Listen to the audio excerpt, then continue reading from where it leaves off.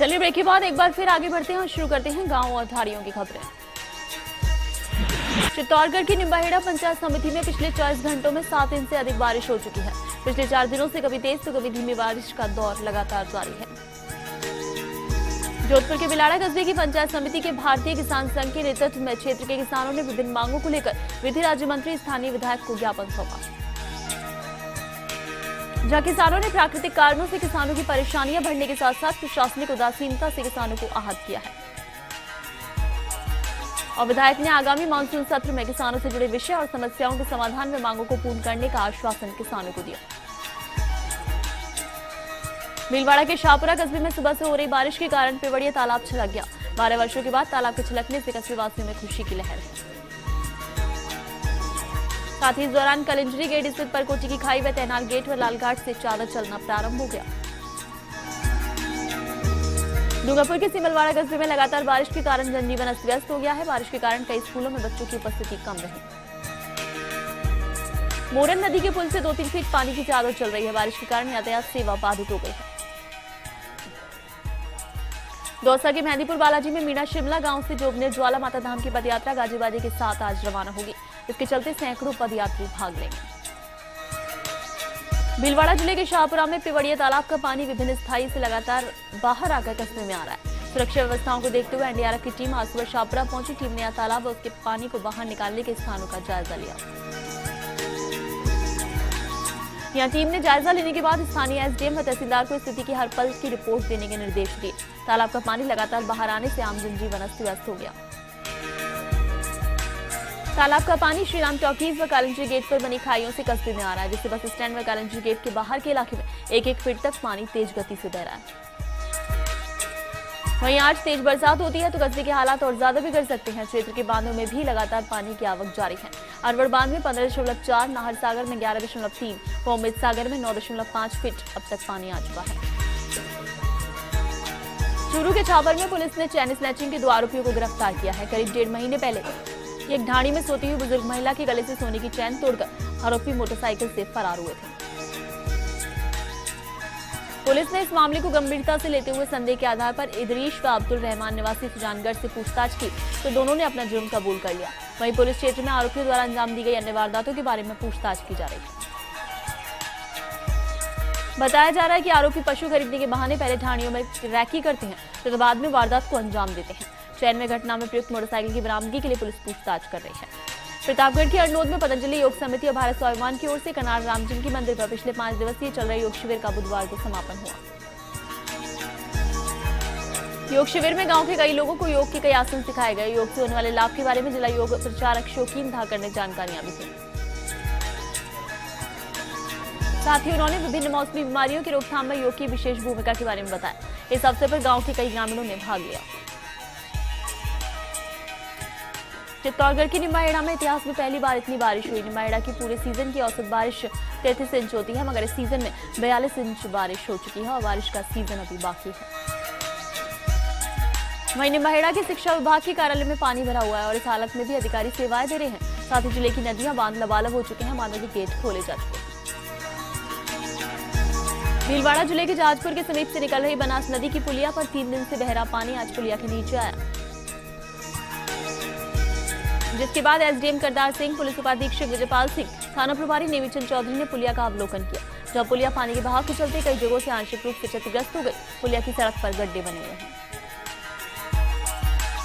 SDM ने बताया कि पुलिया पर मरम्मत कार्य शुरू कर दिया गया है और संभवतः शाम तक यहां से आवागमन शुरू करा दिया जाएगा। वहीं प्रशासन ने जेसीबी से पुलिया की सफाई करवाई। उक्त पुलिया पर विगत 3 दिनों से ही पानी के तेज बहाव के कारण आवागमन बंद है। वहीं नेशनल हाईवे की टीम ने भी पहुंची और पुलिया का निरीक्षण किया। झुंझुनू के बिसाऊ में कवि सम्मेलन के संयोजक चंद्र प्रकाश पोद्दार ने जानकारी दी है कि 11 अगस्त गुरुवार को गुवाहाटी की मेजबानी में राष्ट्रीय कवि संगम द्वारा बिसाऊ में राष्ट्रीय कवि सम्मेलन एवं अधिवेशन का आयोजन किया जा रहा है। आयोजन स्थल से दुर्गादत्त जाटिया राजकीय उच्च माध्यमिक विद्यालय में आयोजित होगा। कवि सम्मेलन शाम 6:30 बजे से आयोजित होगा। भीलवाड़ा जिले के शाहपुरा कस्बे के आमली हाकला ग्राम में राजकीय माध्यमिक विद्यालय के तत्वाधान में आयोजित 61वीं जिला स्तरीय कबड्डी खेलकूद प्रतियोगिता में 17 साल में मेजबान टीम आमली हाकला ने टिटोड़ा जागीर को, जोजवा ने दांतल को और 19 आयु वर्ग में मेजबान आमली हांकला ने शंभूगढ़ को, दांथल ने ककरोलिया को हरा दिया है। सीकर के लक्ष्मणगढ़ में राजकीय उच्च प्राथमिक विद्यालय के लगभग 40 विद्यार्थियों को नगर परिषद के सौजन्य से पोशाक वितरित की गई। सभी अतिथियों द्वारा इस अवसर पर विद्यालय परिसर में वृक्षारोपण किया गया। उदयपुर जिले की गोविंदा पंचायत समिति क्षेत्र के राजकीय आदर्श उच्च माध्यमिक विद्यालय मादरा के विद्यालय में बारिश के कारण छत से पानी टपकने के कारण विद्यालय में ग्रामीणों ने छुट्टी करवा दी है। यहाँ छात्र छात्राएं छतरी खोलकर पढ़ाई करने को मजबूर हैं। छात्रों ने बताया कि स्थिति हर बरसात में होती है। गांव के ग्रामीणों ने सरकार आपके द्वार कार्यक्रम में गृह मंत्री को समस्या से अवगत कराया था। इसके बाद भी समस्या का कोई समाधान नहीं हुआ। सवाई माधोपुर के खंडार में कोटा बैराज से पानी छोड़ने से चमन नदी में उफान आया, जिसके चलते प्रशासन ने नदी के आसपास गांव में अलर्ट जारी कर निचले इलाकों को खाली करवाया है। सिरोही के पिंडवाड़ा क्षेत्र सहित आसपास के ग्रामीण इलाकों में बारिश का दौर जारी है। उपखंड क्षेत्र के सिवेरा बांध, बालोरिया बांध, मानवाड़ा बांध सहित कई बांध ओवरफ्लो हो गए हैं। धौलपुर के बसेड़ी में गायों में पिछले 3 दिन से फर सूजन रोग फैला हुआ है, जिससे 8 गायों की मौत हो गई। ये घटना क्षेत्र के गुलावली गांव की है। वहीं ग्रामीणों का कहना है कि प्रशासन के अधिकारियों को पूर्व में इस मामले से अवगत कराया गया था, लेकिन गायों की मौत के बाद प्रशासन की नींद खुली, जिसके चलते अब गायों का उपचार किया जा रहा है। बूंदी के लाखेरी में चमावली में बारिश लगातार राहत से आफत का सबब बनती नजर आ रही है और क्षेत्र के कई इलाकों में लगातार पानी भरा हुआ है। साथ ही इस दौरान विद्युत पोल में बारिश की वजह से करंट फैला है।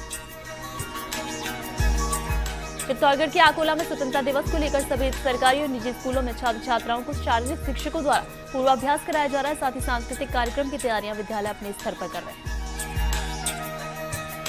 चित्तौड़गढ़ के आकोला में चल रही लगातार बारिश के दौर से कई कच्चे मकान ढह गए हैं। वहीं जिन लोगों के घर टूटे हैं उन पर प्रशासन ध्यान नहीं दे रहा है। साथ ही लोगों को आवासीय योजना का लाभ भी नहीं मिल पा रहा है।